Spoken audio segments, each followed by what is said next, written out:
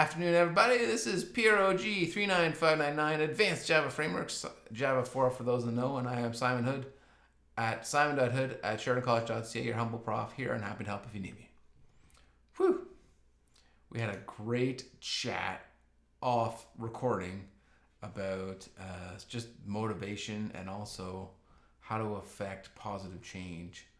And I don't want to delay this class because it's getting a bit like I was getting with chatty perhaps, but I'm just going to reiterate small, simple steps. Doesn't need to be run a marathon tomorrow. You won't. You might hurt yourself.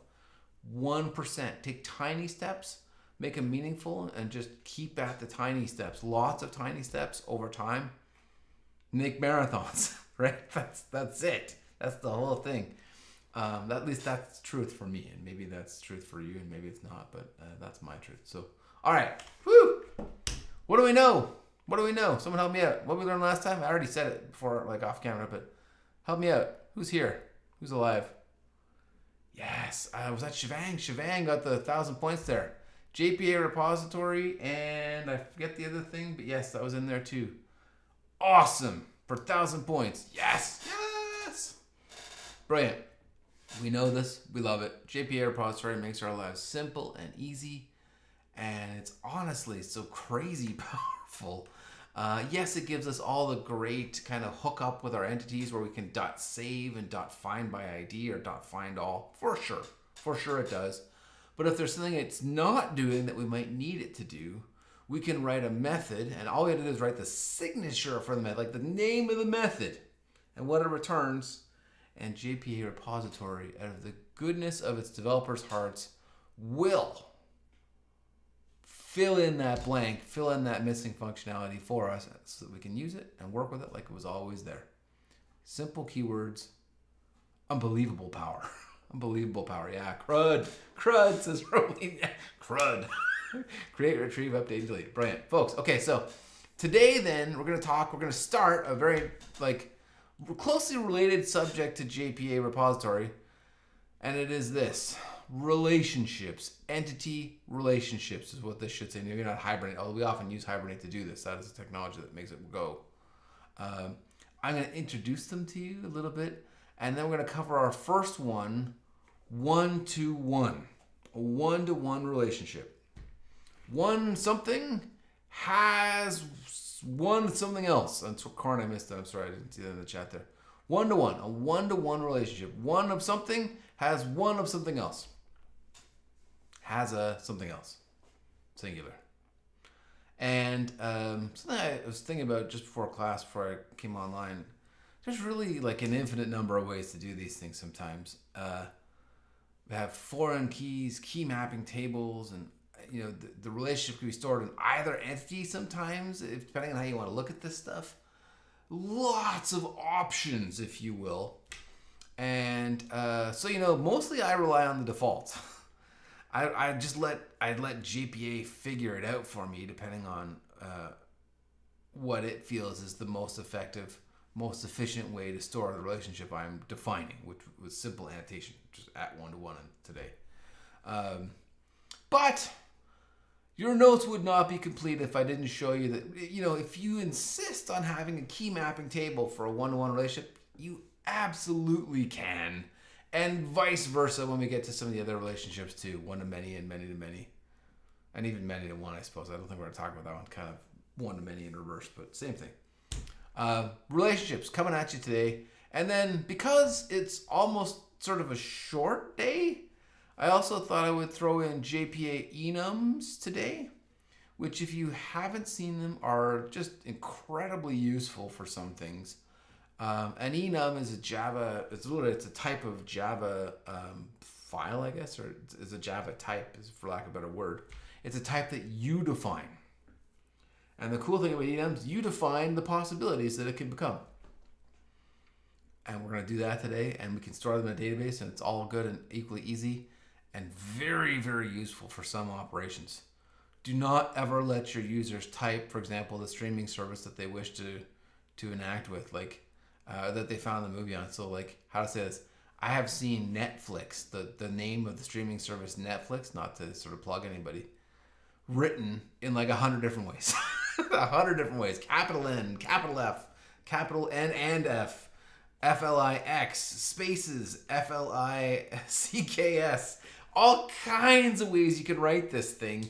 And if you let your users type it, you better believe they will. They'll use all kinds of like simple variations that are obvious to a human, but not to a computer. And that's where JPAEnums come in.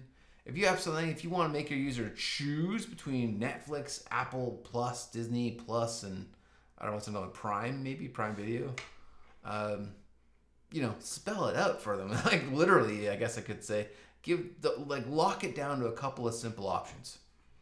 JPAEnum's really useful and also very easy. Very, very easy to do. And finally, because I didn't know where else to put it in this course, LOBs, long object binaries, also really useful for certain types of operations. Really, really useful. They just let our text areas, for example, be as long as they want to be, rather than this normal confinement of 255 characters. Simple as that. Character long object binary. Where we're going. So, okay. Shake it out. There are times, in fact, more often than not, where we need two or more entities to work together. Most of the time, one entity does not define the storage requirements for our project. It would be rare, I think, unless you're working on some sort of toy thing. And following the single responsibility principle, and also not coincidentally third normal form for database parlance, this almost always means we end up with lots and lots of little tables that know about one thing rather than a single huge table that knows about everything. If we're doing it right, we're probably following single responsibility principle. One class has one purpose, one responsibility. It knows about one thing. It can be one thing. And same thing for third normal form. One table, one thing, one purpose. Not lots of complicated purposes. If you need a single table to do more than one thing, if you will, store more information about more than one thing. Not to say fields, right? But like, how do I make it this clear? You might have a person, and a person could have a birthday, for sure, and an age, perhaps, and a name. And maybe an address. Except address is like a lot of little things, right? An address could be perhaps a street name and a city or town, a province, a country, postal code, zip code, depending on where country you're in. That might be a separate thing, depending on how you want to store this stuff. And then people can have more than one address sometimes too. That definitely makes more sense to be a separate thing to me sometimes. A person and an address, and you just link them together. Okay, this makes a lot of sense, because if we're splitting our classes, our entities up, and also that means not coincidentally our tables up, same exact reason by a third normal form, when something needs to change, which might be data or structure, we don't know, could be either.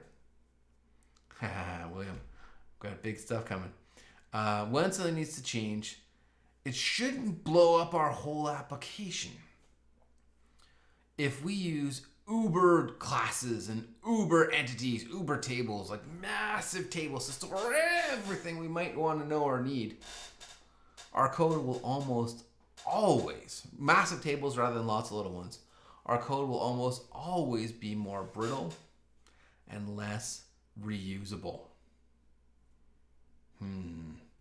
This also might mean we need to query from or to more than one table to achieve or retrieve our desired information. And that is kind of the point of today, right? Like, how do we set this up so that entities know about each other, so that they're related in some way? That it's not one huge entity, but rather lots of little ones.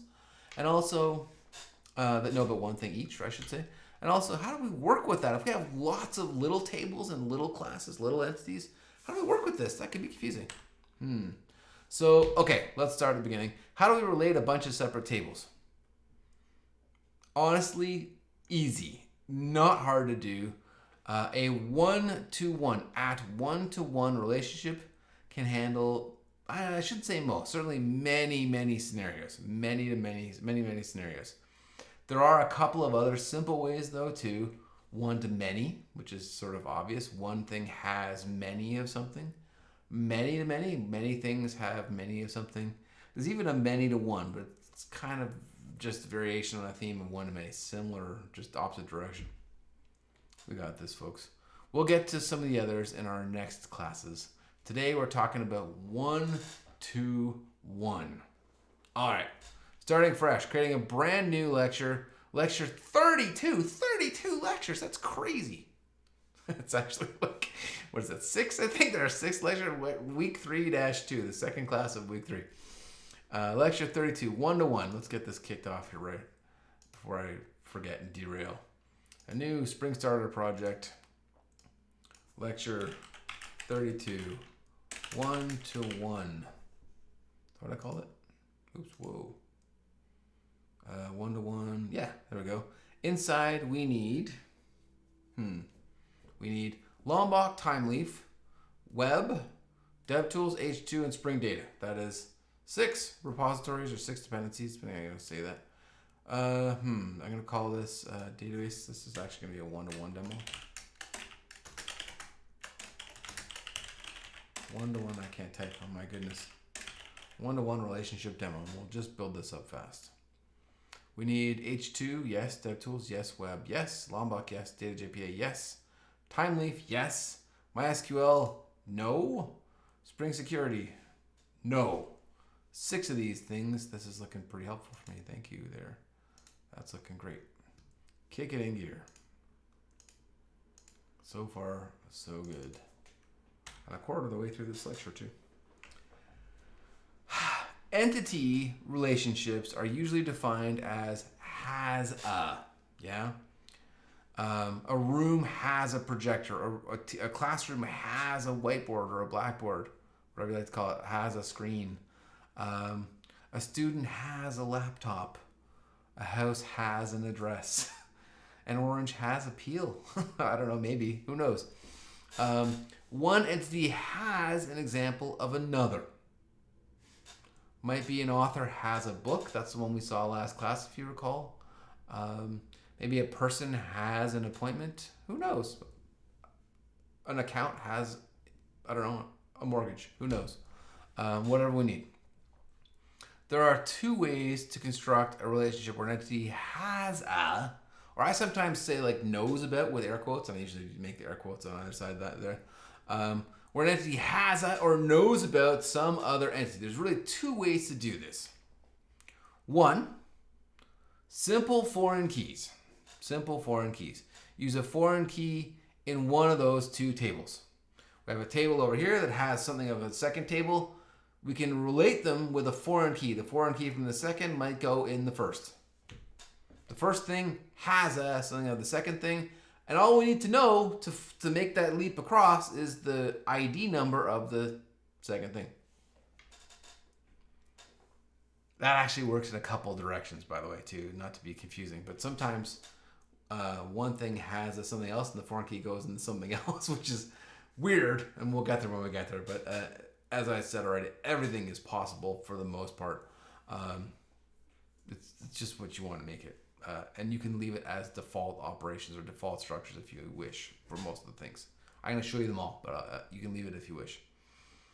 Second way. First way, foreign key. Second way, a third table in between. One thing has something else, and we can make a third table in the between to join them both together. The third table, often sometimes called the mapping table, is just keys, just primary keys. A primary key from this table is related to a primary key from this table. Huh, that's cool, interesting. Both can work. It's mostly up to us to choose the one that makes the most sense. And if you're thinking about capstones already, I advise you to give it some thought. I can't remember if I've said this as a pro developer tip or not. Where am I on the pro developer tips? So let's just get this out of the way. I don't think I've said this one yet. What number am I on? Does anyone remember?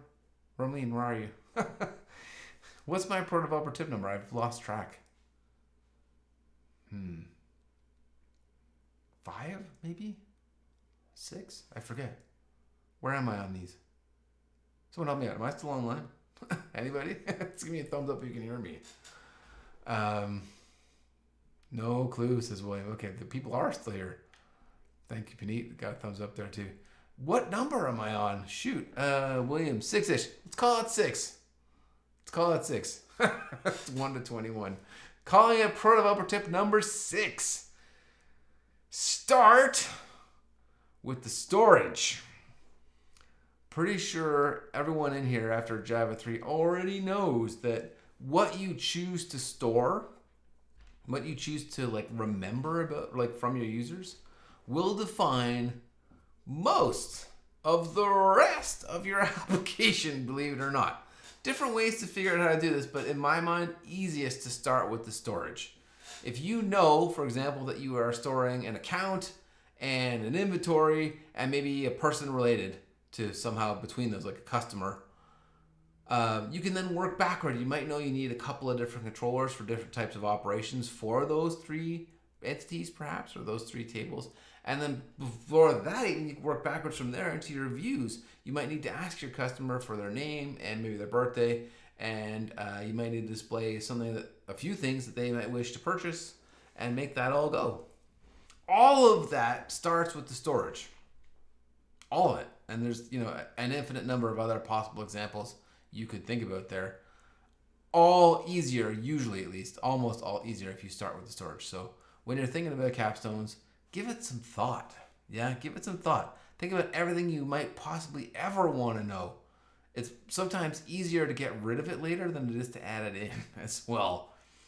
Anyway, so give your data structure some thought if you're working on capstones and other larger projects. Start with the storage. It'll be beneficial. It will define most of the rest of your application. The 2 main ways I've described here, foreign keys, like the foreign key from the second table is in the first one over here, or a third common mapping table in between, also are largely determined by how many of each we wish to store. It's an easy way to put that, but all in a good time again. I don't want to distract you yet. Let us quickly create a Pojo inside our beans package, and it's our standard Pojo, the simple standard one we build every time. Let's get this thing humming again. Right click, new class. Looking to create, I'm gonna put this in a beans package before I forget, because I might. And it's our standard student package. Well, bam. Our student, 2 things we could know about them: their ID and string name. Using a capital L on the long for the ID. I think I talked about that last class off camera. I can't remember if I did that off camera or not. Capital L in your longs if you can. It will probably work either way, but Hibernate in particular prefers the wrapper classes, or at least such is my understanding. I might be wrong about that.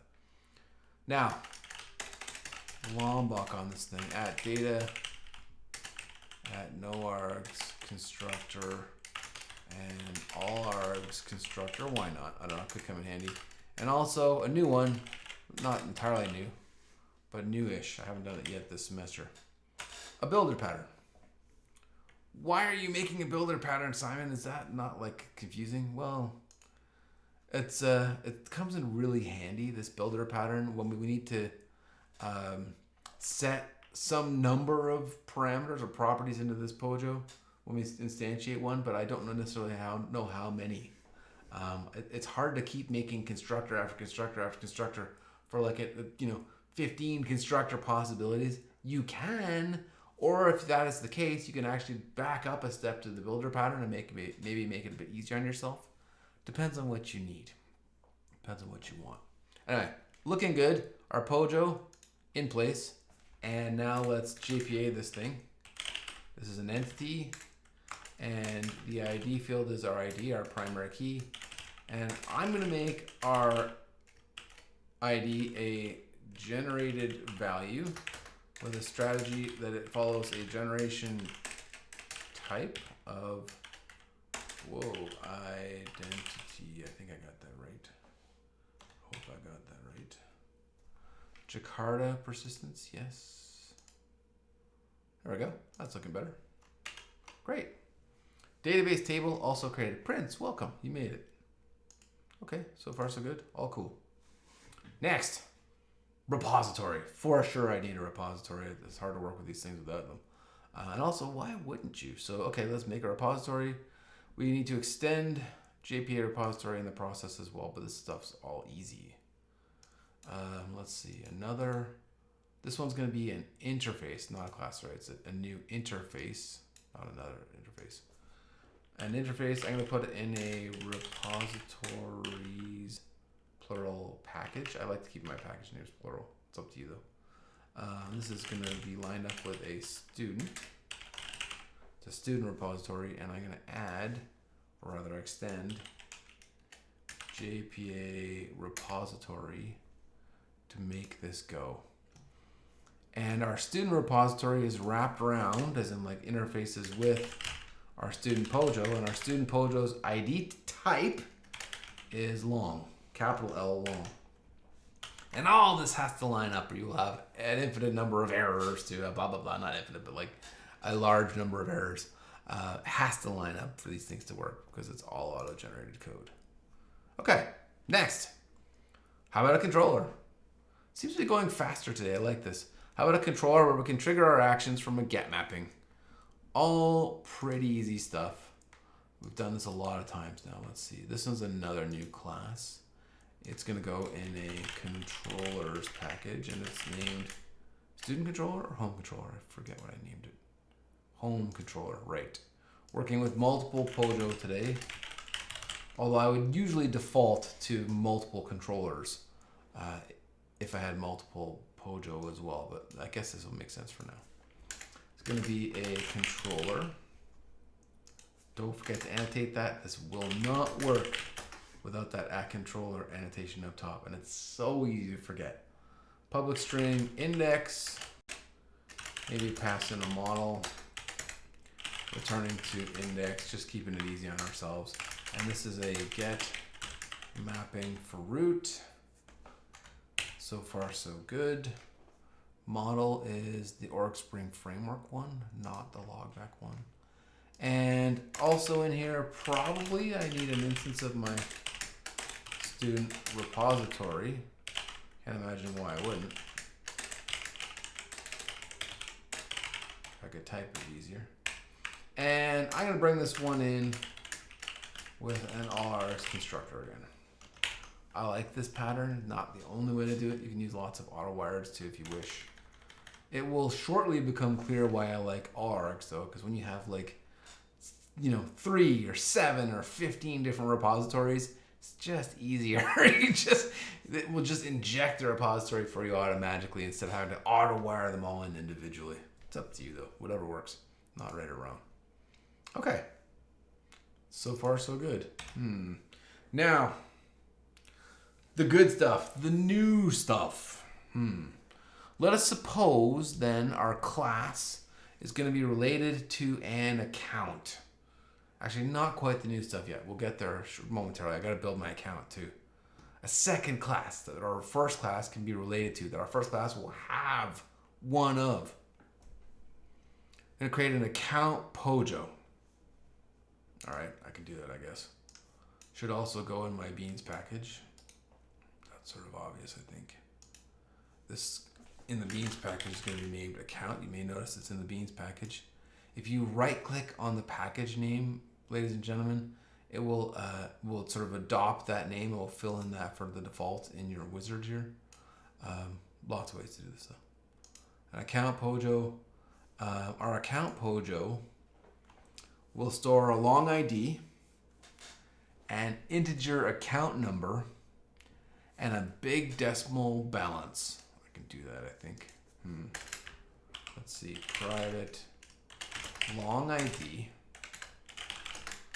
private integer account, I could type number, and a private big decimal account balance. Is that what I called them? That's what I got. Balance and account number. I should maybe have made that clear. Let's just call this balance. It's already an account. Something like that anyway. Whatever you need. Say, if you're still with me, you probably are having fun. I feel like we're in the flow. I won't ask. I already broke it up. Say, have you ever heard of a big decimal? If a big decimal means something to you. Are you familiar with big decimal? Okay, brilliant. A couple people. Awesome. Everybody, brilliant. The best way to store currency based, as in like dollar and cents in Canada, numbers. Because if you're using a double, uppercase or lowercase d, you may run into issues with floating point error. And that is bad when it comes to money. You do not want to accidentally shave off like a 10 trillionth of a cent every so often. It will make errors in the accounting. Big decimals ensure that our decimal numbers are safe from floating point errors as opposed to doubles, which are not. If you're using money, you want a big decimal. If you're like science, computing the number of feet to the moon or something, number of inches, metric list, number of centimeters to the moon, maybe a double is okay. Maybe. Okay. All right. We got this. Making sense so far. I think we got this at least. Standard Lombok here. Data, builder, no args, all args. Same as last time. Whoops. Let's see. Standard Lombok. At data, at no args. I should just copy this. And all args constructor and a builder again, just to keep it easy on myself. Drag those in here. What did I get wrong? No args constructor. That's better. And also this Pojo, it's an entity too. It's a full entity unto itself. It's a thing that exists. And our entity also has an ID with a generated value that follows a strategy equal to a generation type of identity. Not the only strategy you can use. There are many others. But this one's as good as any for our stuff. I hope, however, you'll explore some of the others on your own if you're interested. UUID being an awesome one for certain types of things. Cool. So we got a second Pojo here. That was like surprisingly easy. The application's taking shape. And because we have a second full Pojo entity, well, we also need our repository, which should make one of those too. We have an account, at least we have the ability to store something in an account, and I want to be able to interact with that account table in this case. And so I'm going to create an account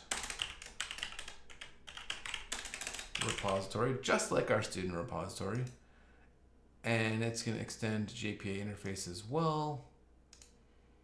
And our account repository will wrap around our account Pojo, which internally has an ID type of long. Nice! I can't believe how long this stuff used to take. Dina, welcome. I'm glad you're here. How's it going? Awesome, folks. Awesome. We got this. Amazing. Okay. All right. Whew. All right. We have a student and we have an account. It might not be immediately obvious where the relationship should be stored. Maybe it is. Maybe it isn't. I don't know how you folks feel. I have sort of a sense of this, having done it a lot, and I hope that you all develop one too. Falling back to something we covered, it was either last class or last week. I think it was last week, actually, a week ago today. Relationships go or belong often, and sometimes at least, in the more independent entities. And like as far as Java is concerned, the relationship lives in the more independent entity most of the time. Thinking about this. If the owner of an account disappears, as in like vanishes from existence in our universe, that's weird. Like that doesn't happen very often. You can't have an account with no owner. What does that mean? Whose money is it? And then the flip side of that, well, if a student's account vanishes, well, yeah, that could happen. Actually, that could happen. A student could like close an account, or maybe I don't know, someone takes their account. That makes perfect sense. That's something that could happen. That is not incongruent with my understanding of the universe as such. The student would be unaffected if the account disappeared, except that maybe they're sad because they lost some money, perhaps. Who knows? So, okay, that's easy enough then. The relationship in this case probably belongs in student. Student is the more independent entity. A student can exist without an account An account, well, I mean, it's gray, obviously, but logically, thinking about English, that would be weird. And if an account did not have an owner, that would be weird. And so, bam, the relationship goes in the student side. Okay. The more independent entity. The first possibility of two ways to do this will take our key from our account and reference it as a foreign key in our student table or entity, however you want to say this. And so let's see, I'm going to add a private instance of account to my student and let's get to work. A private instance of account, which looks like this, inside our student. Okay, well, not too tough. Private account. Just create an instance of it. Lombok takes care of all sorts of other complicated operations. Easy, actually, so far. And with this account, well, we need to tell Java and through JPA, if you will, how what these things are and how they're related. So, okay, I want this to be one-to-one in this case. One student knows about one account. One-to-one relationship. One student, one account. Not the only way, but good enough for today. Sometimes it makes the most sense, and definitely it's the easiest. Okay, one-to-one. One student has one account. Nice. Neat. Smooth. Okay. And one other thing, I might want to do this as a join column. A join column. Which is just like everything you've ever heard about from your database classes. It will help JPA to execute joins, if you will, join queries. It will structure our relationship in such a way that the ID of account will be listed in the fields of our student. A join column inside student. Inside the column, the join column is the ID of your account. Nice. One student, one account. One student can have one account ID associated with it. That makes a lot of sense, actually. Not too tough. And already, this is enough. We could run this and do something with it, but I guess I haven't made HTML, but this is pretty close. If we don't specify our relationship, one-to-one will actually default to a foreign key relationship in student anyway on the account ID. It's up to you. I'm just trying to make it clear. Okay, cool. Removing any ambiguity.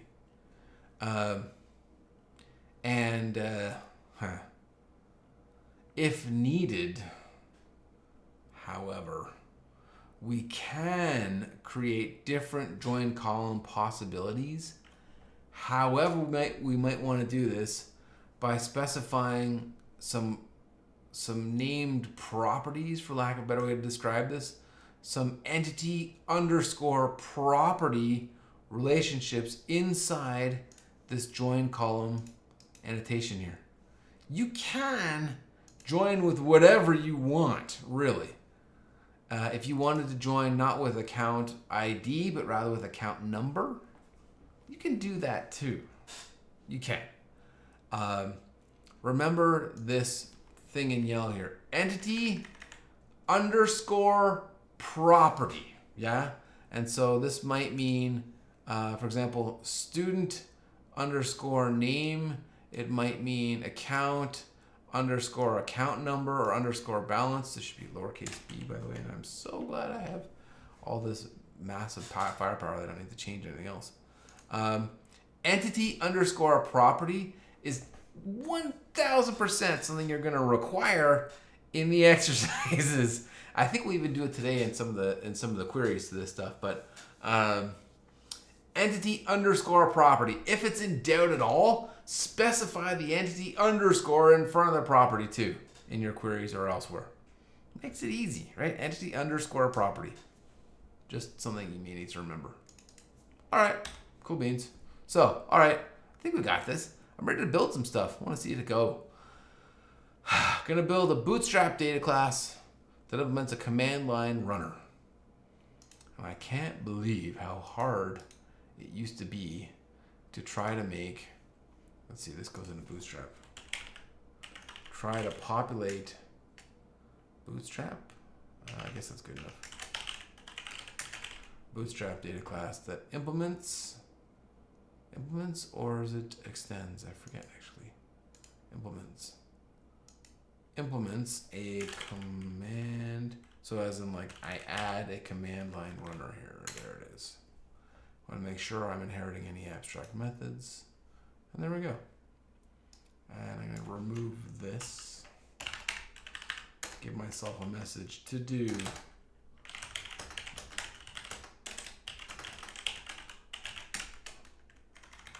A Bootstrap data class. Nothing very tough. Really easy, in fact. This thing needs to be a component so that Spring will look into it at startup and execute this method, but that's here and there. Same thing as controller. And now we're going to populate a student and an account. I'm tempted to type this, but I'm not going to. I'm going to keep this easy on everybody here. I want you to sort of focus more on the technologies than any sort of individual character I might mistype. Okay. Honestly, pretty easy. This is the builder pattern.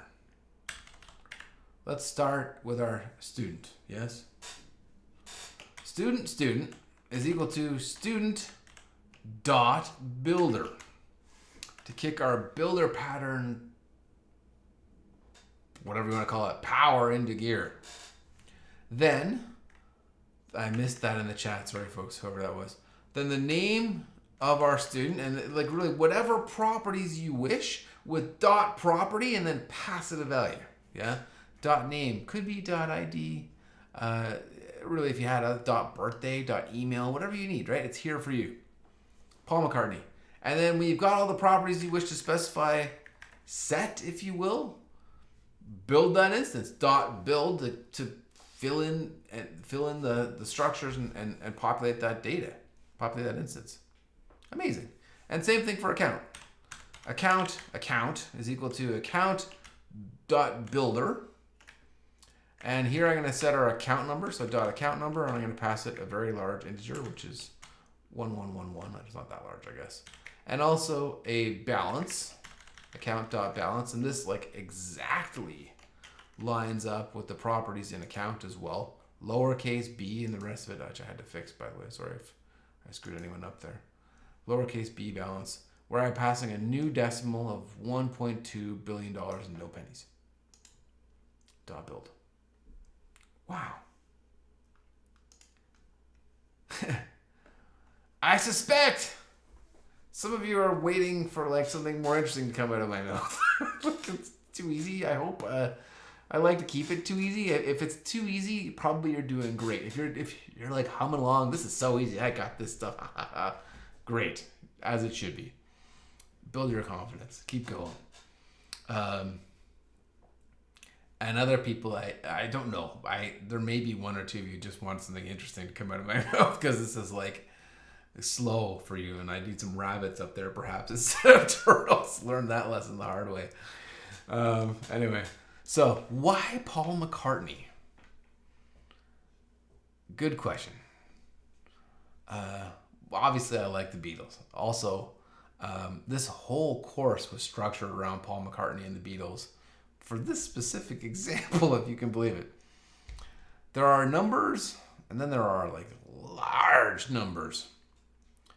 Paul McCartney is, I believe I'm saying this correctly, the richest, the wealthiest musician who has ever lived, ever. Number one that's ever been. He has a net worth, and like the figure varies. When you're worth $1.2 billion, which is what his net worth is, approximately, depending on where you look.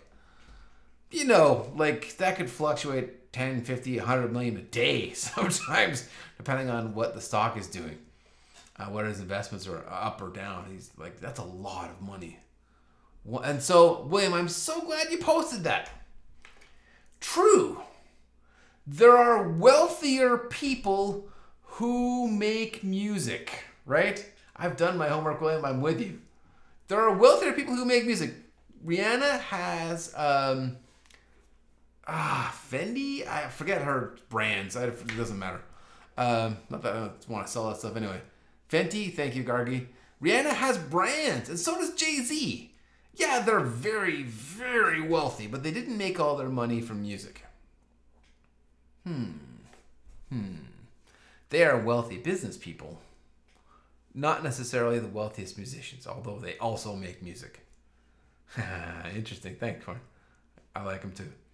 Sir Paul McCartney, to my knowledge, without knowing very much, like more than what I've already said, he's a musician. Like, he made his money from music, and that's it. He is the wealthiest musician that has ever lived.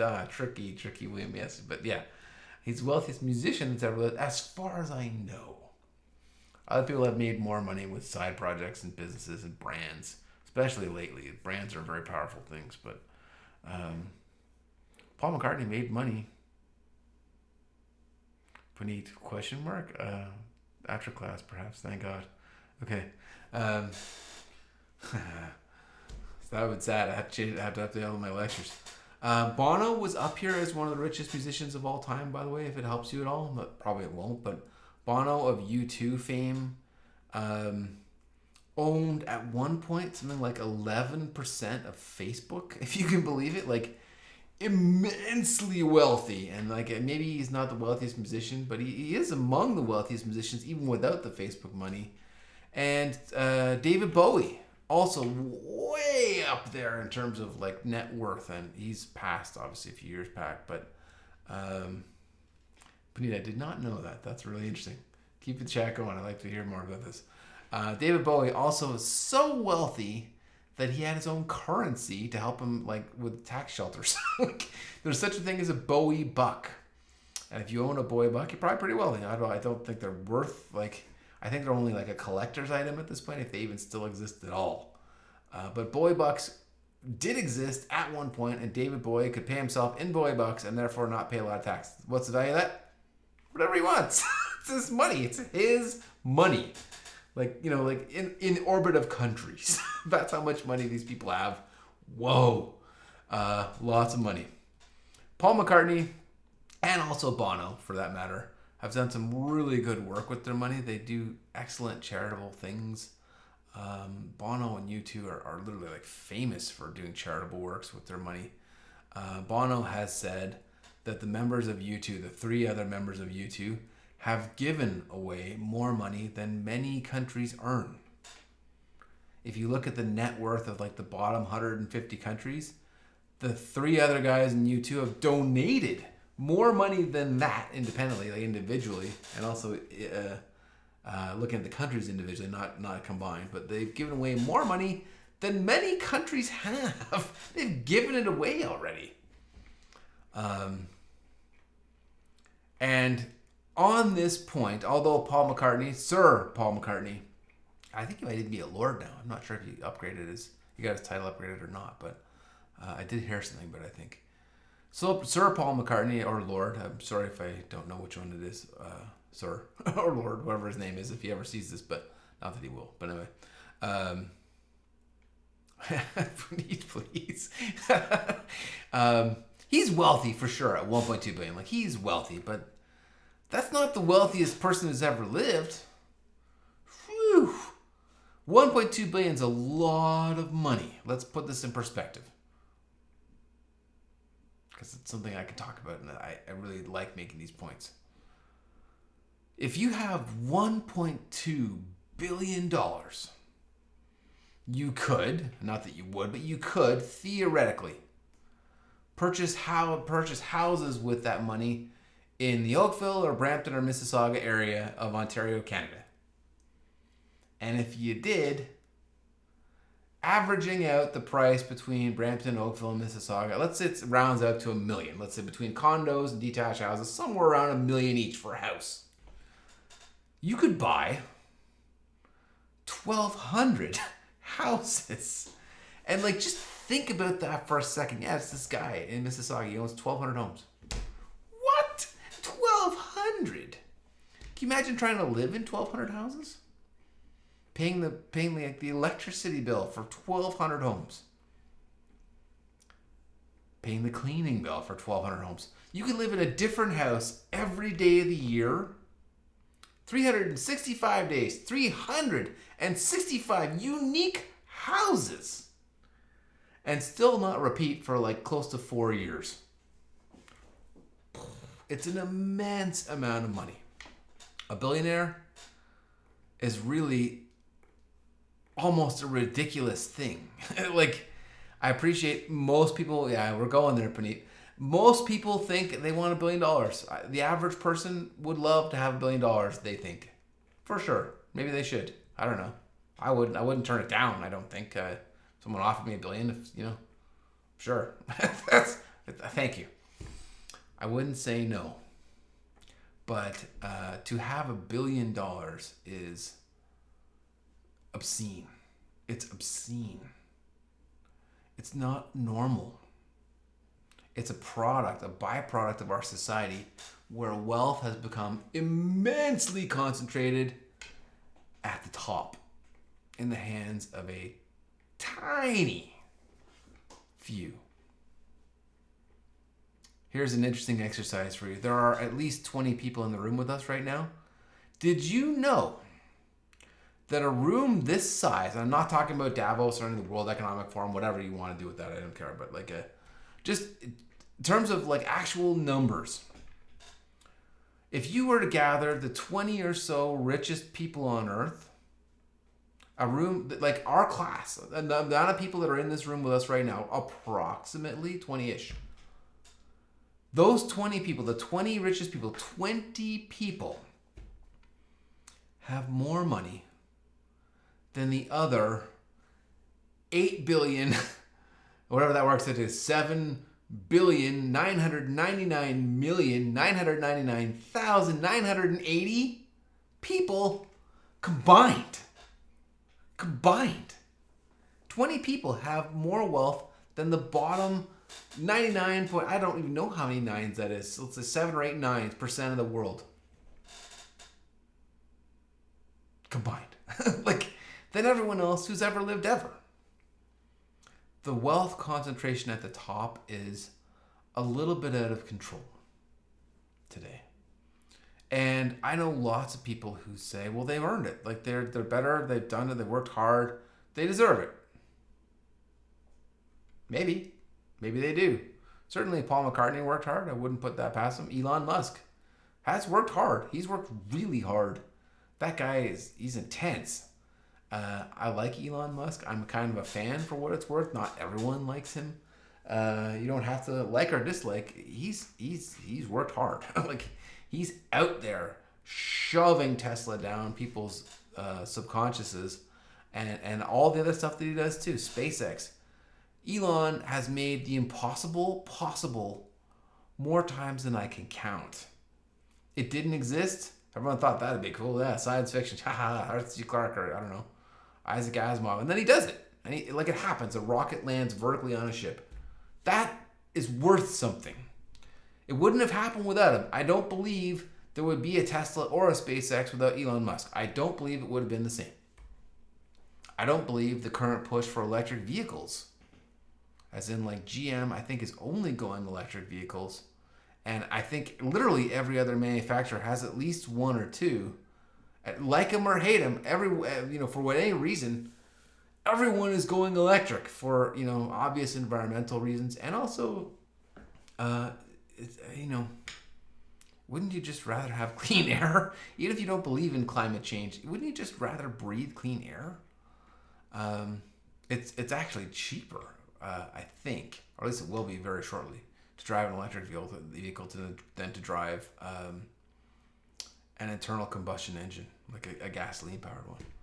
And all the manufacturers of cars on Earth are following Elon in a sense, because he was out there first with the best, and mostly his best is unbelievable tech.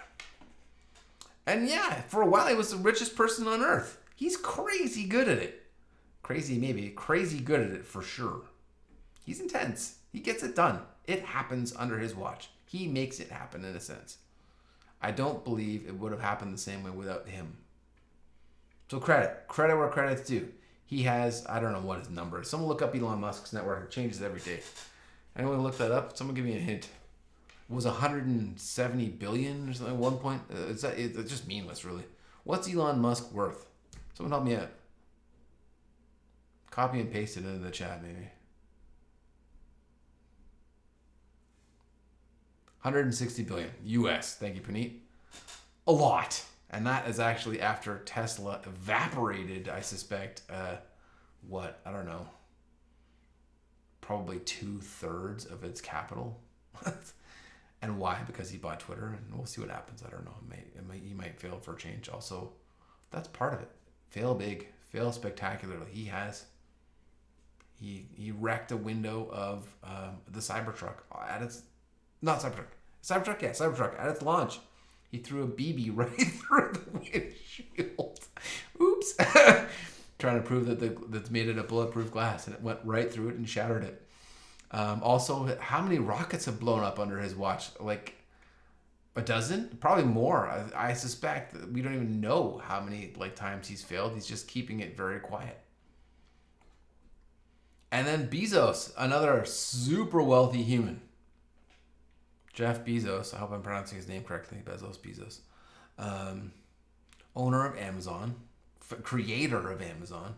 What's his net worth? Someone help me out. What's Jeff worth? Yeah, Arnault, 213 billion. These Musk and Bezos aren't even the richest people anymore. They're not even the richest people anymore. Arnault, 213 billion. $213 billion. Bezos worth 120 million. He lost a lot of his money in his divorce, by the way, as did Bill Gates. Bezos had to give his ex-wife, for right or wrong. I don't think it was wrong, personally. I forget what he gave her. A huge, I think it was probably literally the largest alimony settlement that has ever been. 60 billion or 80 billion, something like that. He had to give that to her. And, to her credit, she has done immensely good things with it. And that, I think, is where I want to take this conversation. If you have $1 billion, which, to be fair and to be honest, I don't want to blow up anyone's dreams. And if anyone here makes $1 billion, I hope you remember this and this guy. Because you know what? I think I could use a little help, and so could everyone else. If you ever have $1 billion, do good things with it. Jeff Bezos' wife, I forget her name. I can't believe I forgot her name. Mackenzie donated massive sums of money to charitable causes that she believes in. And that's awesome. Puneet. Union. Maybe. Donated vast sum, multiple billions of dollars to charitable causes. And Warren Buffett, who's up here, has given vast sums of money to do good in this world. And Bill and Melinda Gates, also divorced, also now independently, immensely wealthy, certainly among the top 5 or 10 people on earth, if not higher. Consistently for Bill Gates, too, for a decade or more. Have the Gates Foundation, and they do good things with it. And this is an interesting question in our society, because up until Carnegie and Rockefeller and a couple of these other massively wealthy people from the previous century, the first billionaires, that didn't exist. Let's think about this. If you're Bill Gates and you want to cure malaria, as in eradicate malaria from the face of the earth, because basically it's not doing anyone any favors that anyone reasonably can tell. And definitely it's causing a lot of misery. Children are dying. Husbands and wives are dying. People are suffering from it. They're getting sick, and a lot of them don't make it. If you had, let's say, $100 billion, and that was within your power, would you do it? This is a good question. Like, where do you even start? Like, there's so many problems. You got to pick one or two. Would you, though? Would you? Would you? I'll tell you, Ramleen says yes. It's an interesting question. It seems obvious. Like, what else are you going to do with it? Start anywhere. So, yeah, thank you, Ramleen. Start anywhere. But it's an interesting question because I don't know if I'm going to phrase this right, but I'm going to try.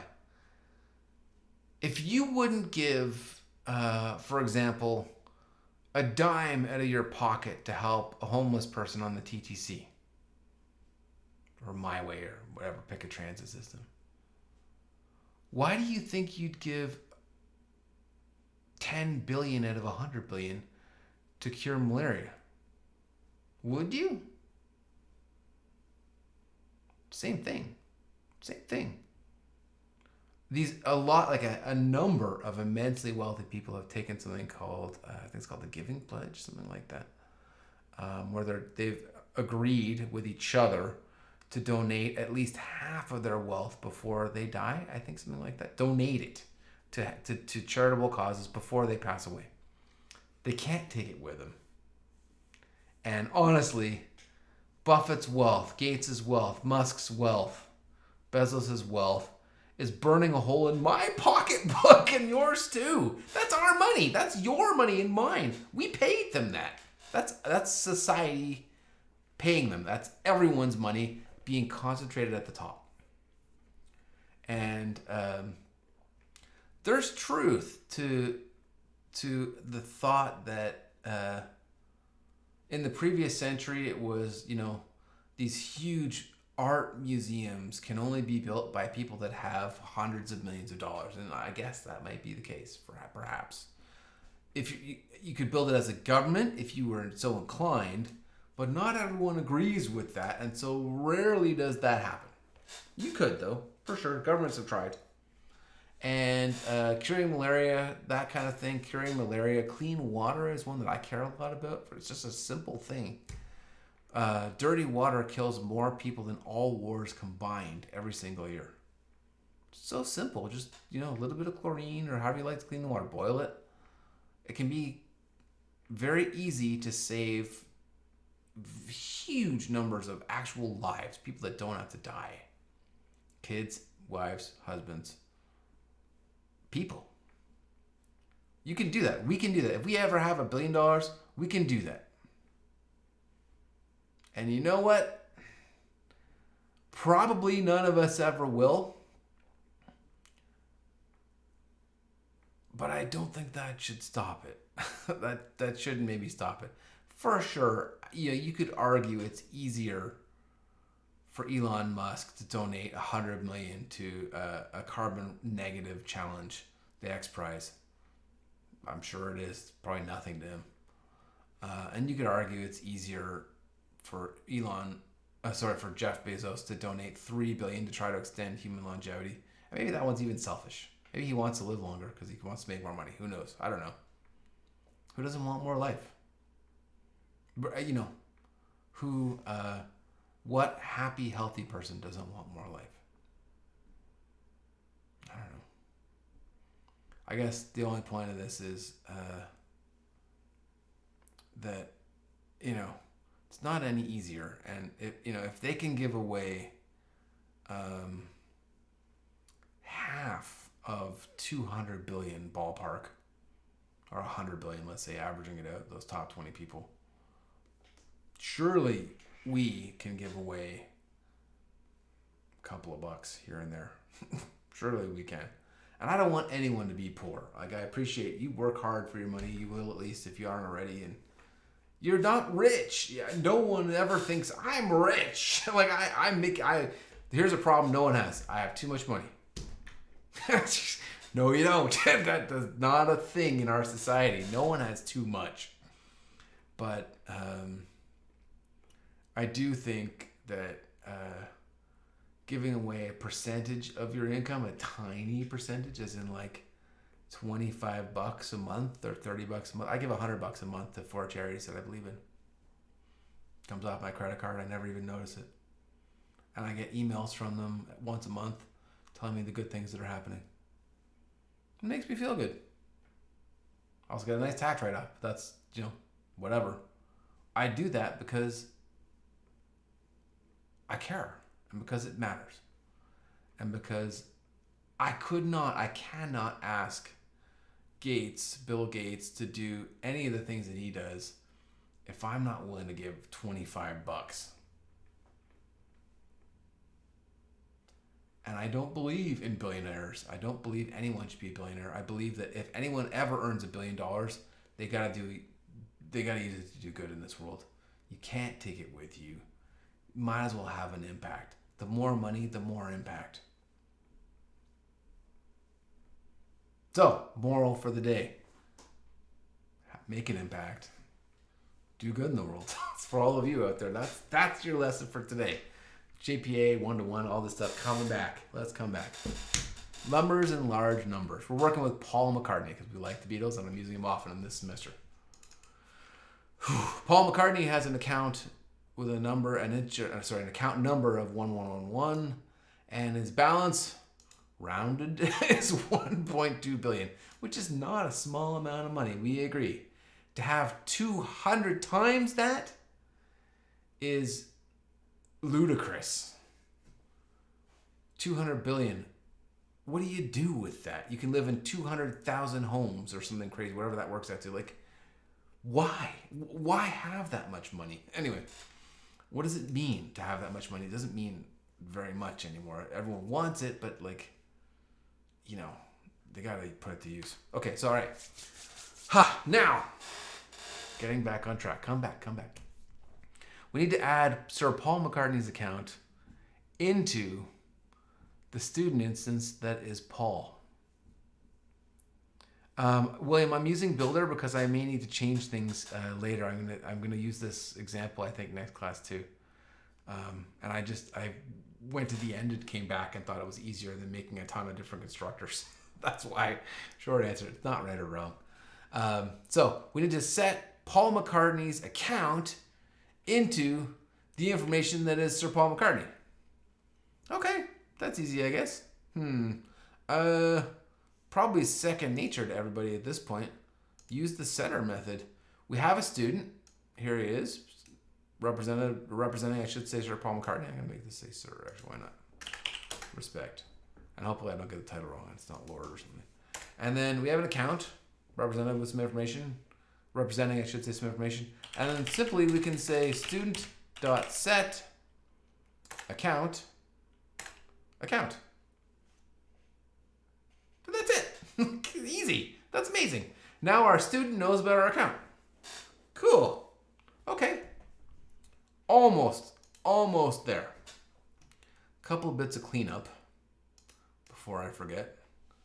Definitely we should tell our application properties. We should tell our application properties. We should write into our application properties that we're going to be using H2 at this location, and also that we're going to enable our console. Maybe I can make that like this. And that we want to see any SQL that's generated, which I wouldn't do in a production system, but for development makes a lot of sense, for sure. Okay, cool beans. Nice, we got this. Whoa, I missed that.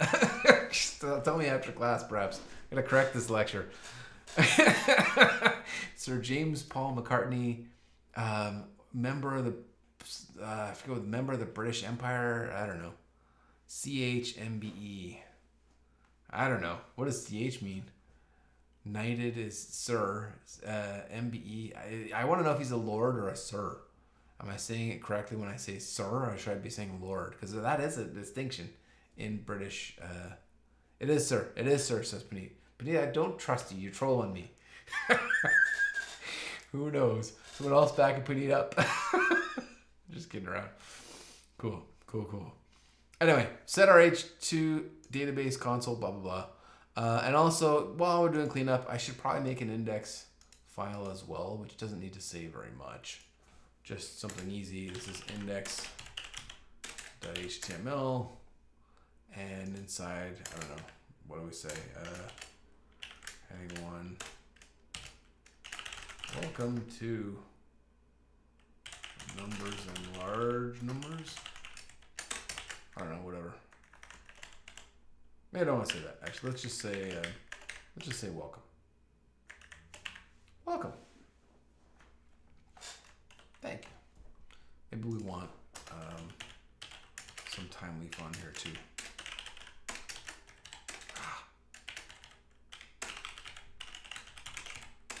If I could type, this would be so much easier. Timeleaf.org. XML namespace. Yes, that looks pretty good. Just so that we don't get a 404 when we run this thing, so it doesn't crash before I get to look at anything useful that it's done. Cool. Okay. 404 meaning resource not found is the error code for resource not found. If you don't have one and you ask for one, like you're trying to show one, 404. Cool. So, okay. Whew. Okay. Now, in our Bootstrap data, back in Bootstrap data again, let us save an account, save the account, Sir Paul McCartney's account, with our account repository. And while we're there, we're also going to save the student with our student repository. And this is pretty easy, honestly, it's easy stuff. To save that account, well, for sure I would need our student repository in here. And same thing with our account. Whoa, I can't type.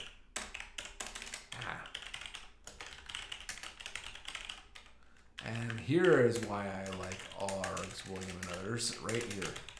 The first example where it really makes sense. Constructor. I don't have to have lots of individual autowires, but also whatever you need.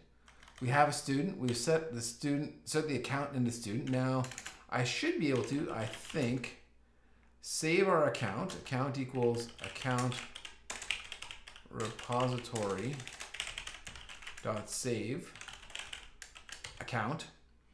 And if you recall, the save method of our JPA repositories will return, remember this, it's useful, an instance, the same instance, but with the auto-generated value stuffed inside.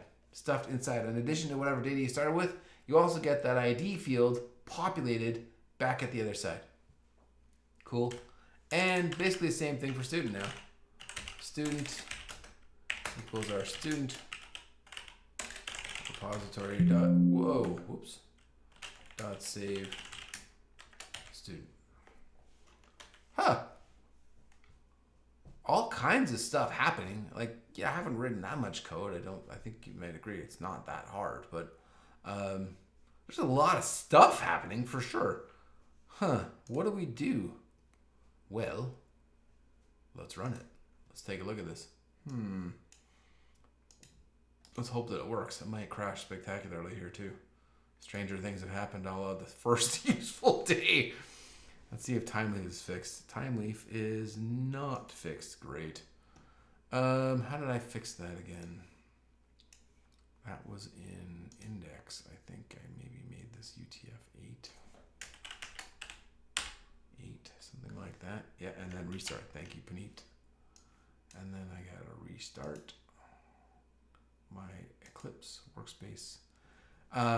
Jonathan Penova found an interesting fix for that as well, which is not really a fix, but what he has done with his sections is just to downgrade his Eclipse to the previous version. Not quite sure how he did that. He's using 2022-9. I missed that, Puneet, sorry. We're using 2022-12, I think. I could probably check that. 2022-12. The -9 version apparently does not have this timeleaf template error issue thing that's going on, but it's up to you folks how you want to do it. I don't know. I think we've got something that works for now. UTF-8, no S in the namespace, and also a restart, and it seems to go. Let's try it again. Run as. Yep, that fixed it somehow, somewhere, some way. And maybe it's just the restart that does it. Just restart. company. Thank you. I'll try that next time. Bam. Good to know. Just restart next time. I might also just do it. Okay, cool. Anyway, so we've got this. And like obviously lots of SQL scrolled through our console here. What the heck did we do though? Like what did it do? These are good questions. Let us load up our H2 console. Myself out of the way. We have a connection. Here is H2. We can look at our account table. And yeah. Here's Paul McCartney's account, Sir Paul McCartney's account data. Here's his account number. Here's his balance. $1.2 billion. Which he's earned, by the way. He earned that money. Don't, you know, some people are like born wealthy and some people kind of stumble. There's a saying they used to say about Kramer on Seinfeld, he stumbles ass backwards into it, but some people do. But Sir Paul McCartney, I would like to say, has earned it. I'm getting trolled all over the place. The account table is exactly as expected. So check this out. What about our student table? Check this out. Idea 1, Sir Paul McCartney, and oh my gosh, there's his account ID. We got this, and like effortless, really, effortless. I didn't have to do very much. We created an account, created a student. Technically, we saved them in the right order, which I appreciate might be kind of weird, but it's hard to put this account ID into your student if the account ID doesn't exist yet. And for the account ID to exist, we kind of had to save the account first, which is not always the case, but in this case, that certainly makes sense. If you have an auto-generated ID that you require somewhere else, I'm sorry I missed that in the chat there. If you have an ID you require somewhere else, you might want to generate that ID first. Sometimes it works this way, sometimes it's confusing. Just, you know, logical thought most of the time will sort it out, and then if it doesn't, just brute force for the rest of it. But otherwise, awesome. I missed that. I'm sorry, what was in the chat? What happened? You want to repeat that? Our account underscore ID is part of our student table. And we can now query on both tables simultaneously as a result. Check this out. In the student repository, though really anywhere and anything you might want or need, because our entities are related, they have a combination. They know about each other. One of them knows about the other. If you name it properly, entity underscore property, right? But if we got this, we got this. Entity underscore property came in handy already once. Account underscore ID, entity underscore property. Let us perhaps find all the students whose account ID fields are not null. And you're like, you can do that? And I'm like, it's actually the same as ever. Instead of find by ID is not null, it's find by entity underscore property is not null. So account underscore ID is not null. Same as ever. Just entity underscore property, and the rest of it, same as last class. Wow. Oops, this is a util list. Yes. And that's amazing. That's like amazingly easy. Huh. And so in our home controller, we could, theoretically, if we insisted, which I do, we could perhaps run this method on the way to our index.html page as we're dispatching. Run that repository method, find by account ID, underscore ID I should say, is not null. Take all the values that are in that camp that meet that requirement, that meet that criteria. Missed that. Put it in student list as a model attribute and dispatch that whole thing to index. And yeah, we can do that. And maybe while I'm here, I need to add actually an account repository before I forget to. Certainly wouldn't hurt, I don't think. Cool beans. Okay, wow, amazing. Not for this example, but just in general. Amazing. Amazing. And now, last but not least, not done today, but almost done, we can add some time leaf to display it. And I'm just going to copy this again. I'm sorry I'm copying so much today, but it takes too long otherwise. I can type it. I have typed it. You should type it. All of you should be typing this stuff if you can.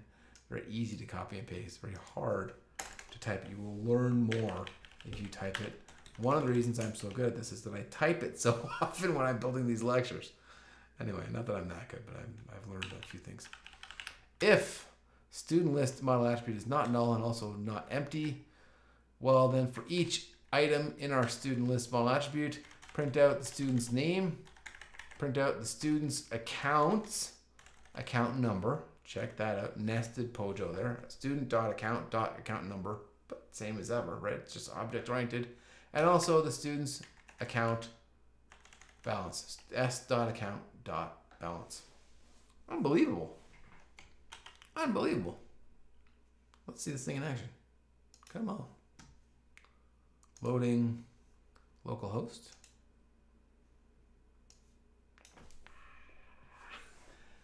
A student and their account together in one place. Together, related, by the way, through a query that we ran on both entities. A join was involved. I think we might even see that join if we look in our SQL. I'm going to do that for you folks. Don't see it obviously. Awesome. Awesome. Awesome. Anything different? Well, you know, it looks the same as ever, except in the database, we have two tables. Whoops, wrong key, wrong button.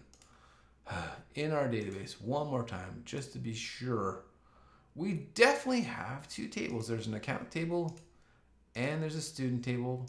And by the way, the student table knows about our account, knows about its account, I should say. 1-to-1, one student has one account.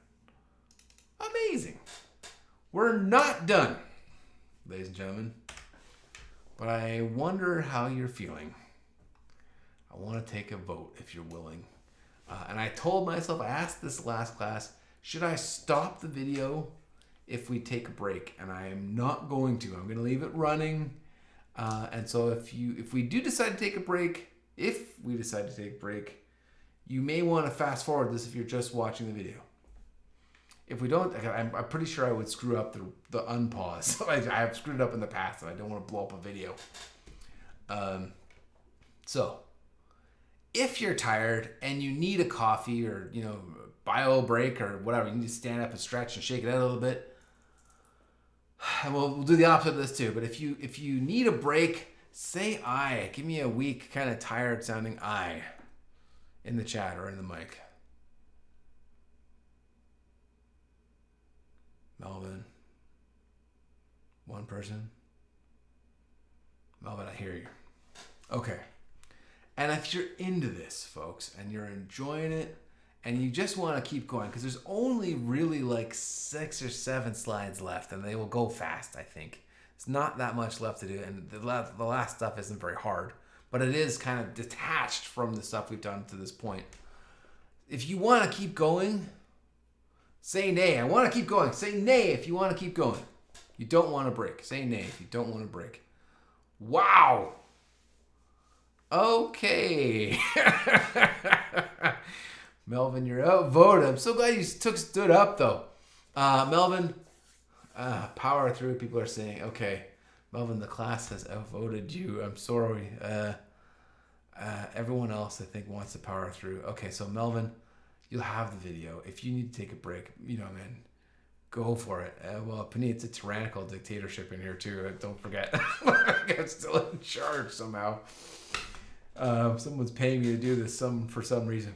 I'm just kidding around. Anyway, okay, so Melvin, you know, how's this? I'm sorry that went that way. I wasn't expecting that. And anyone else that needed a break, I'm sure you're not the only one. If you need a break, feel free. You can watch the video. There isn't very much left. You can skip ahead to this point. We are, I don't know how far we are into this. It doesn't tell me. What are we at? Like an hour and 19 minutes, something like that. Skip ahead to now. I'll put my arms up. skip ahead to this point. Okay. And come back. Take a break and come back if you need to. You got the video either way. Okay, so powering through. Powerful stuff here, ladies and gentlemen. It's actually really easy to relate and query on multiple tables. Melvin, you're not the only one. I think Dina needed a break too. You're not the only one. No, sorry. Really easy to relate multiple tables with one-to-one and other ways we'll see next class too.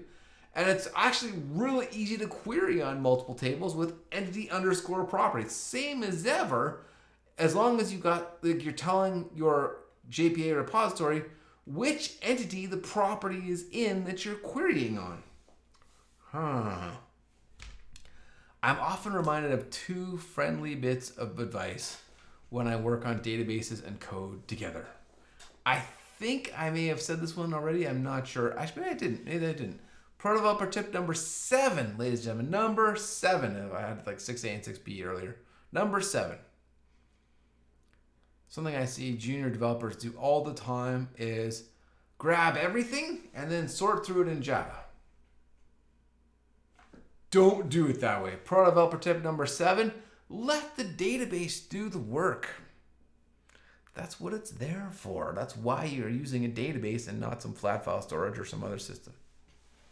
Databases are almost always, if not literally always, going to be orders of magnitude faster for sorting and sifting through a well-worded query, and it could be keywords in this case, in JPA repository.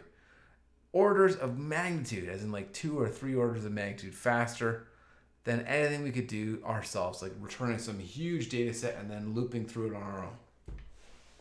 Java is automatic, and this is sort of sad for me, but also this is what it is, and I'll explain why in a second too. Java is automatically something like 50 times slower, at least, than the slowest database.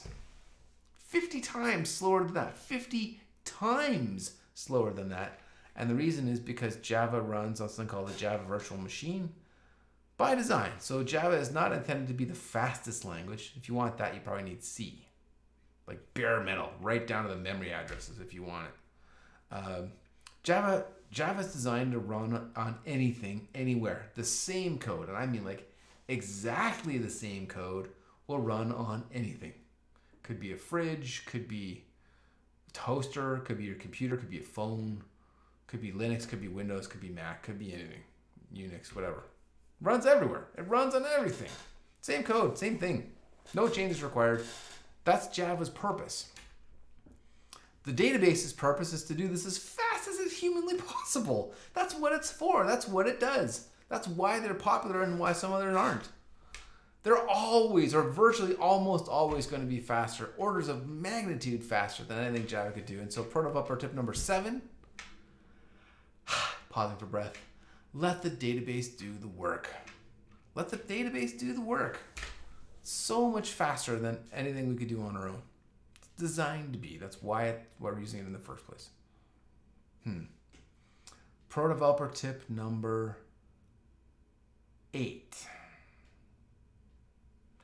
We are Java developers, though. We love Java. We work with Java. It does what we need it to do. We think in Java sometimes.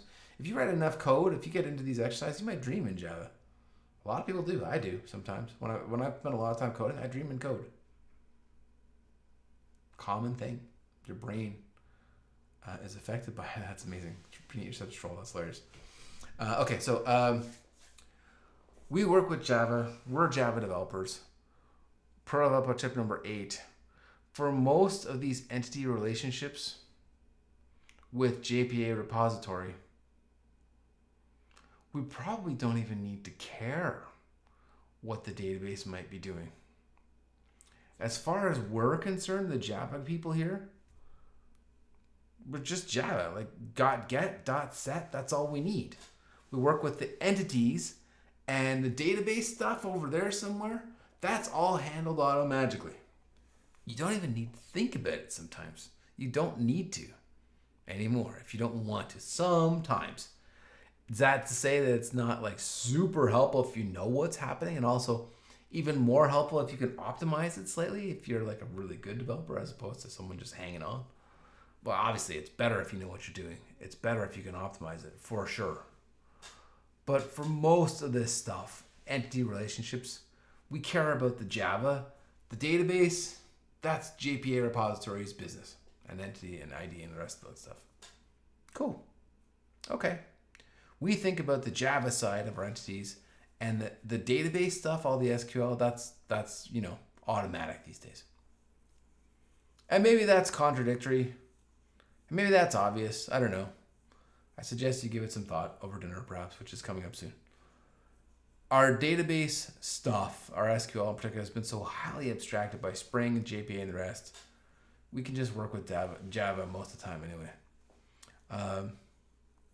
Also, one other thought, and this is not a pro developer tip. I'm just going to put it out there. I guess it could be. Maybe number 9. Sure, why not? Pro developer tip number 9. It's still pretty easy to write repository queries that return huge result sets. And you should not. Pro developer tip number 9. When you're working with queries with large databases or even small ones, it really pays, as in like actual dollars and cents, to be as specific as you can while you're retrieving data. You might run a find all in some sample code, some development code, but if you're a Facebook and you try to like find all the likes that have ever happened ever, .find all, good luck. See you next lifetime and probably several billion years after that. There's too many. It will never finish. And even if you're asking for like the number of Facebook users, the user name table, let's say they have a user name table, and the results are not infinite. There's only like not sort of in the trillions, but just, less than 8 billion, let's say. Although some people have pets and things on their companies too, but like less than 10 billion, let's say. 10 billion names, unique names of Facebook, just making up a number. You still got to pay actual money to send 10 billion names across the internet to your system where you process them with actual electricity, generating actual heat before you find the stuff you require. If you don't need all 10 billion names and rather only names that begin with uppercase A, like last class, just ask for the uppercase A ones. Do not grab them all. The more specific your queries can be, as in like if you could lock it down to something smaller, the better it will be and the cheaper it will be for you to run your systems or your boss, your organization, or whoever's running them. It's actually cheaper. It's actual dollars and cents in terms of bandwidth and processing power. It's cheaper. If you don't need to produce huge result sets, don't. You don't. I mean, if you want this to work on 1 million computers as opposed to 1 or 2, you do not want to be returning 1 million results per query like that. That would be a huge mistake. Okay. We got this, folks. Pro developer tips number 7, 8, and 9. I think that's where we were, yeah? 7, 8, 9. Cool. What about join table then? I mentioned that. I think I mentioned that. We have a join table. So we have a join column is one way to do it, where the primary key of the dependent instance is shot across into the independent instance. The primary key of account is present inside our student table in the more independent entity. What about that other option then, the join table, where we have primary key from student, primary key from account, and we stick them together in a third table that is just keys? Maybe we want a relationship, just for the sake of argument. Maybe we want a relationship where we use an entirely separate table, a join table, to relate the keys of each of our entities, and thereby, in doing so, leave our 2 entities, student and account in this case, but could be anything, leave our 2 entities that are related together untouched. At least as far as the database is concerned. No extra columns. That could come in handy, I think. It has profound implications for one-to-many, for sure. Only easy way to do one-to-many without getting like odd, but I'll show you that odd way too when we get to the next class. For now, to make this happen, I'm going to comment out our join column and replace it with a join table. And I would never be able to type this. I'm sure I would type something wrong.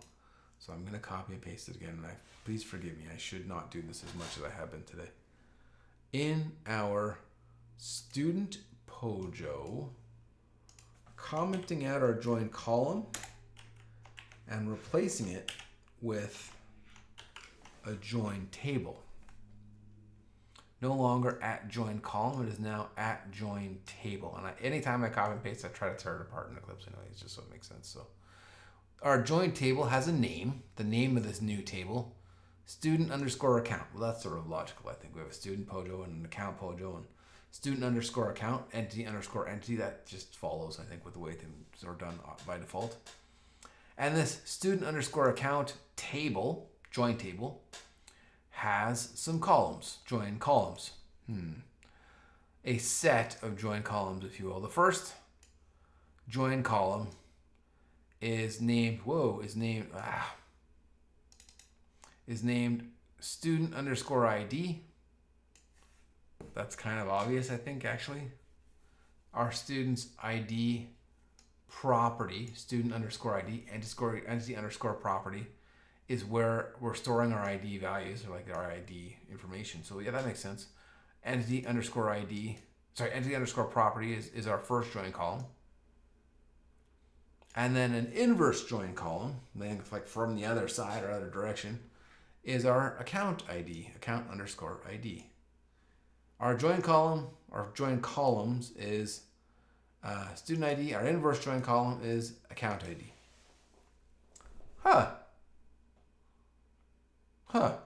Why this is plural is, I think, sort of obvious. It doesn't have to be just one, but leave it as just one-to-one for now. I think it's certainly going to be easier. Because this is already a little confusing, I suspect. When you see it, though, I hope it makes sense. It's not very hard when you see it in action in the database. Typing this line is hard. You will make mistakes, and so will I, if I ever have to type this in this class too. But it's not that hard. Join table, name attribute, join columns attribute, excuse me, and an inverse join columns attribute. Nice. Cool beans. Okay, thinking we got this maybe. So, oops, I lost my camera. So we typed the name of the table manually, but really, I typed student underscore account, but really any entity relationship can work here. Just about anything anyway. Entity underscore entity, excuse me. And also, if you want to name your tables, your database tables, you have like full power to do that anyway. You don't have to default to the default name of student for the student Pojo and account for the account Pojo. You can rename any table with @table on top of the class, or @column on top of any property if you wish as well. Other nice features of entity, @entity and @ID of JPA, if you will. Okay, like we named ours, but whatever works really. And also, I guess you're wondering why you'd ever want to do this rather than with a foreign key. I think I said that already. Think about this logic. Our foreign key doesn't allow us to efficiently save a student that doesn't have an account right now. I haven't said this, I guess. Our student row with our join column has to have an account, doesn't it? Like, sort of. You could perhaps leave it null, but it's still taking up space in the structure. You can't have a student without an account in our join column way. If you're using a join table, well, whatever you need, it's absolutely as efficient as can be, I think, as efficient as possible. The second way with a join table leaves our student table and our account table unchanged. The data that's in the student is about a student only. Data that's in an account is an account table, is in the account table is about an account only. And we can still work with combinations. But if there's no relationship there, if some student doesn't have any particular account, no wasted space, no nulls. Not that a null takes up a lot of room, but none, like no wasted space. Maybe it's cleaner. Maybe it's more code.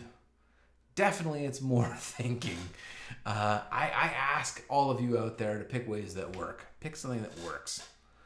Pick a way you like that you're comfortable with. You can just leave it to the default if you want. It's up to you. Okay. I think we should see this thing in action.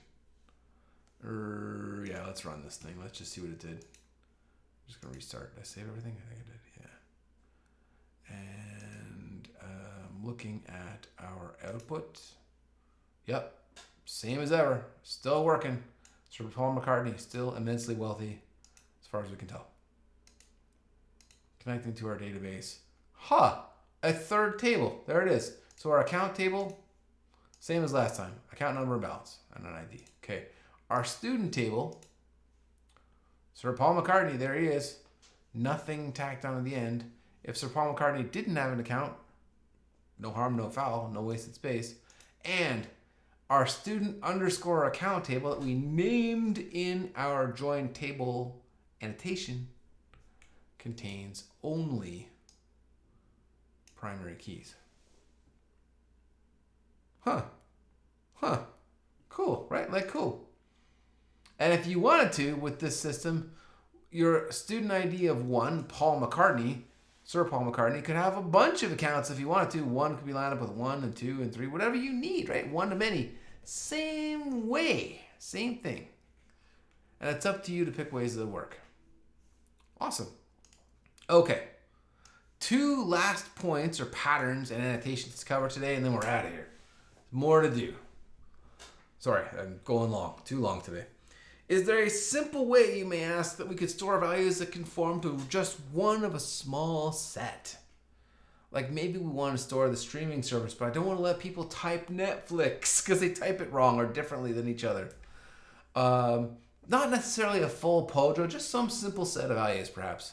Maybe an enum. Does that make a lot of sense? I don't know if they teach these in Java 1 and 2 anymore, but they're there. They're part of Java. Enums make a lot of sense if you know what they do. And of course, there's a simple way we can do that. JPAEnums are incredibly useful when we want to lock down a column, just one of only a small handful of possibilities. And it's virtually effortless as usual, although I appreciate it's been a long day. Maybe it's dragging a little. Virtually effortless. I'm going to create a new enum called account status inside our beans package. Check this out. In our beans package, I'm going to create not a class, but, and move myself away here, not a class, but an enum, a new enum. Say I for a second if you've ever used an enum ever. Anyone? Anyone still here? Am I still on? Oh yeah, a bunch of people. Oh great, you know, folks know. Thank heavens. Whew. Thought I was going to teach that. Great, okay. So this is going to be account status. Great. If you know enums, you know it's not hard. They're one of a set of values. Brilliant. Start to brilliant. Thanks, folks. Good. I'm glad. Good. Then this will be easy. Easy for all of you. Where did you learn that? Is that Java 2 now or is that Java 1? I don't even know. We lost Bill. William. William. Not sure. Somewhere in the sands of time. In my account status, Java 2, cool, thank you. In our account status enum, enumeration or something like that, enumerated type, YouTube says it, that's hilarious. Fair. In account status, I want to lock down the status of this account to just one of only 4 choices. But really, whatever you need. Like if you need 5, fine. If you need 2, fine. Whatever you require. But like a small handful of things must be one of these things, but not anything else. Lock it down to a handful of simple choices. Okay, it's not hard to do. And there are actually a ton of ways to do this, but I'm going to use for account status, the account can be open, or the account can be under review, or it can be approved, or it can be rejected. I don't know, I hope it doesn't get rejected, but let's just make this make sense. Pretty easy so far, easy stuff. All right, we got this. So now if we want to, then we can store one of these handful of possible values, listed in our enum inside our account or wherever. Any POJO will work for an enum. I'd like to store an enum inside it as a property very, very easily. So let's make this happen.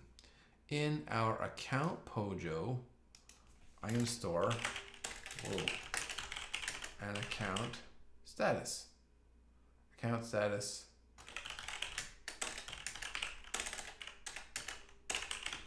Account status, something like that.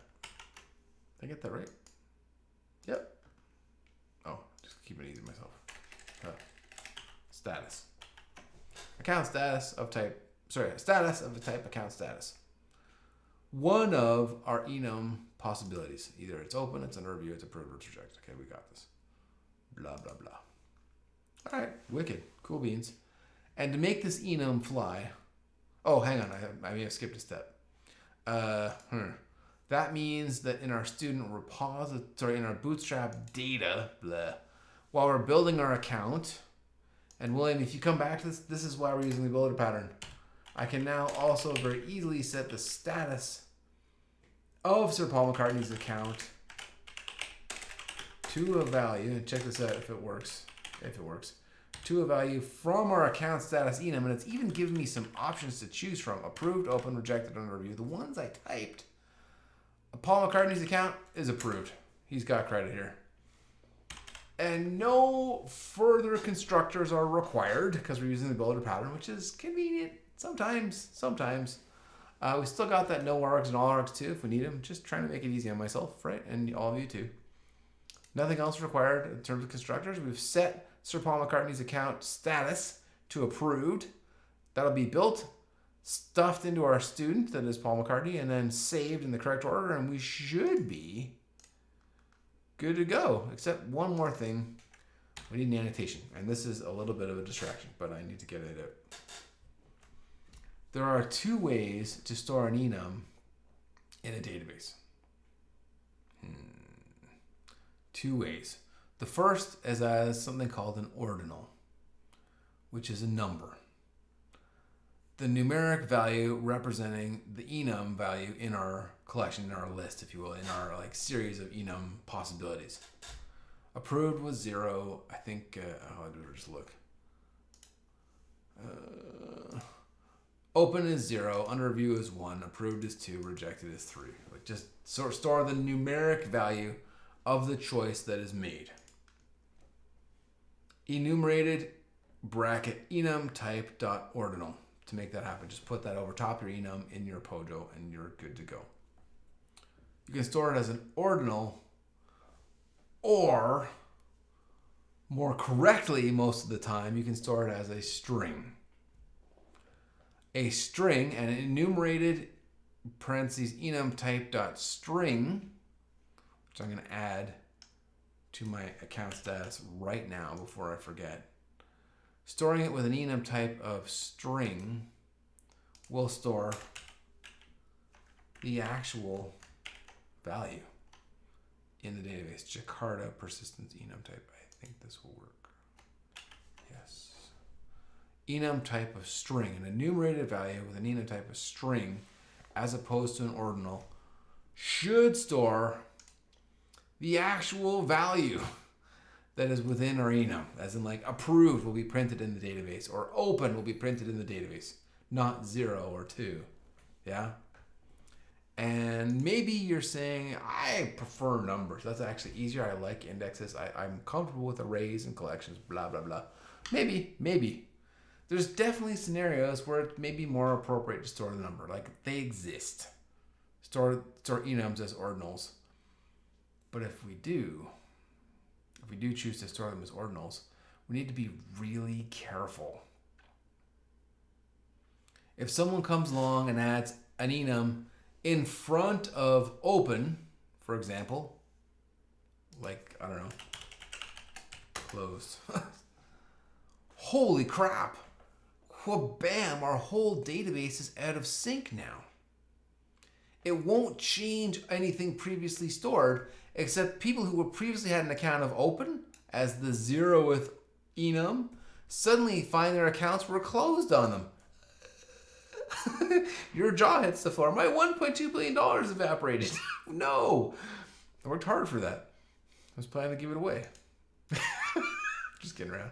Anyway, we'd be in serious trouble. If you store enums as ordinals, you might run into this problem maybe, and it would be gigantic if you did. You'd have to rebuild your database and hope and pray that you had a backup, probably. On the other hand, if you stored it as a string, well then no worries, because if you stored the enum for your account status as open, and someone came along and added closed in front of it, well, it doesn't matter because you're still saying the account is open. And your Java and your database will play nice together. It will figure out which of these account statuses you should be, like you chose to use originally when you first started the first time, even if the list itself changes. Nice. Okay, cool beans. Therefore, there are very few times where you would not store an enumerated value as a type string, as an enum type string. Very few. They might exist, but it would be really rare. You probably want to be doing math on it for some reason. Really rare. Maybe you're absolutely looking to compress your database too, although, I don't know, some handful of characters is not going to take up that much space. Can compress that down too. So there you go. Use strings. Running this thing, and then the very last thing for today, just to make sure this is going. Have I saved everything? I think I have. Running it. Does it run? It does. Looking at H2, reloading H2, testing our connection, connecting, looking at our account, because that's where our account status is. Yes, Paul McCartney's account is approved. I did add the enumerated account status, which is an enum, in our Bootstrap data. When I was building Sir Paul McCartney, or at least when I was building his account, I also added his account's status. Just using the builder pattern to keep it easy, so I don't need a ton of constructors. Cool. Okay. And if you get that, ladies and gentlemen, if you get all of this, there's only one more thing to do. The last thing for today, finally, and I'll let you go. You can relax and get a coffee, some dinner, I don't know, do some work. It's Friday night, as far as I know. Somewhere, somehow. Last thing, storing strings in an entity will result in something called a varchar 255, a variable length character field with a maximum length of 255 characters, unless we say otherwise. Unless we sort of specify how big our varchar should be, how big our string should be. By default, most databases will give us a varchar 255, variable length character field, up to 255 characters. So far, so good. But there are times where we might need more than that. My cat's just joined us. Apparently time for his dinner too. We might need more character space. And if you do, have I got a trick for you? At Lob, here he comes. Sebastian the Wonder Cat joining me now. There's his tail. Hey, bud. I know you're hungry too. A lob, long object binary, is long object. In this case, placing at lob over a string allows us to store virtually limitless character fields instead of maximum 255 characters in length. I'm going to add one last property. Sorry, buddy, I can't see. Add one last property to our account, Pojo. Private, string notes. And it's notes. I might want to type more than 255 characters. I might. I mean, this could be something I keep appending to over years and multiple interactions too, like some kind of CRM software, customer relationship management software. Maybe we do that. I don't know. If I ever need more than 255 characters, all I need to do is say at lob, short for long object binary. And we should be good to go. I don't even need to type one of these. I can just show you the structure. Let's see. Hang on. It restarted. Loading H2. Getting myself out of the way. For the very last thing for today, looking at our student table briefly. It has an ID and a name. Our name was a string. It is, in fact, a variable length character field of 255 characters max. No more than that. However, the notes field in our account Pojo or entity is in fact character long object. Yes. Yes. Lobs are really, really easy to do if you ever need something that's going to be huge, larger than the normal default values.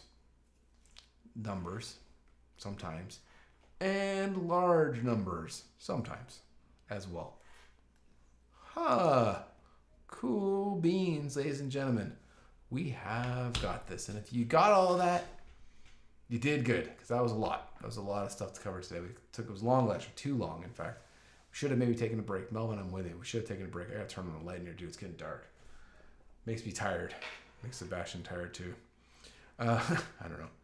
You will likely use every technique we talked about today in your own coding, so you know. And so it is my hope, and maybe prayer perhaps, that you'll use them wisely and also to do some good in this world that we share. Practice, practice, practice. Get in the habit of using these techniques. Definitely do today's exercise, because this is the one. This exact exercise is going to separate a large number of people, as in like I have 3 or 4 that I'm looking at, who may not pass if they don't get today's done. And I'm not going to fail them, but like they won't catch up after this. It's going to keep going at this pace. And, like, I don't want to leave anyone behind. Do the exercises, folks. You need them. You need today's especially. Today will separate the people who pass and fail. I think. Just by virtue of it's hard to recover after this. If you haven't done anything else leading up today, get that done too. You need those too. Obviously, it all ramps. It builds on itself. And so it is my hope that you'll practice, practice, practice, as always, of course. Try it, learn it, love it. Get out there, do some good, and donate. Donate to a charity of your choice too. When you have a steady paycheck, might make you feel good to just set up a donation, a monthly donation to the charity or charities of your choice of some small amount. More than $20 will even give you a tax write-off. Win, win, win, win, win. Do some good in this world. Panit, you're such a troll, man. I'm going to call you that now. Cool. Folks, ladies and gentlemen, my very great pleasure to teach you as always. I hope it's been entertaining and fun. Thank you for your peace, time, love, and energy. Peace out. We're out of here. Thanks, everybody. Cheers.